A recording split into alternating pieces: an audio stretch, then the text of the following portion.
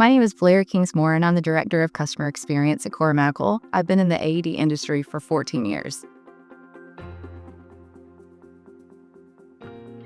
One moment that I realized the importance of having an AED close by was actually in high school. At the time, I'd never heard of AEDs. Now I realize that this story that I'm about to tell you could have ended very differently.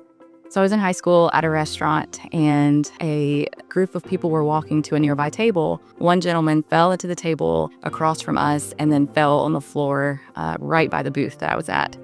At the time, I had no idea what was going on. I just remembered them screaming his name, trying to get his attention, and I can, to this day, see his face. It was a very violent scene at the time. I'll spare some of the graphic details, but there was a lot of bodily functions. His eyes were open. They were doing chest compressions. And later I found out that he had died of sudden cardiac arrest. Many years later, as I started this job, I realized, I thought back to that man. His name was Joe. I can still see his face. And I thought, how different would Joe's outcome have been if there were an AED at the restaurant or even close by? And to this day, I have one in my car. I could have gone and gotten it and brought it in, and Joe might have been able to go home to his family that night. But instead, they lost him, and that's a memory I'll carry for the rest of my life.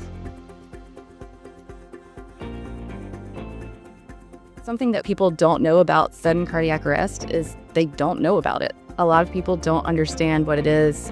The common misconception is heart attack is used in place of it. It's the #1 killer for student athletes.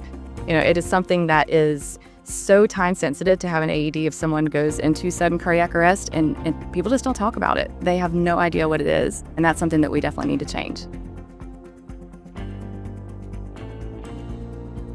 One of the biggest misconceptions people have about AEDs, there's actually two. One, that they are very hard to use and they're scared of them. That's not at all the case. They are very easy to use. They walk you through the entire scenario. They remind you to call 911. They remind you to remove clothes from the patient. They remind you how to put pads. They remind you CPR. They're very easy to use.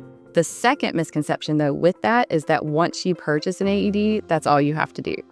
And that's far from the case. You need to make sure that the AED is maintained properly by using a program like AED 365 to remind you pads and batteries need to be updated to keep you in compliance with your state's regulations. And then training. Training is also very important so that you are prepared for the scenario if you have to use the AED. So one, that it's scary and hard to use, it's not, but you also need to be maintained and trained when you do need to use the AED.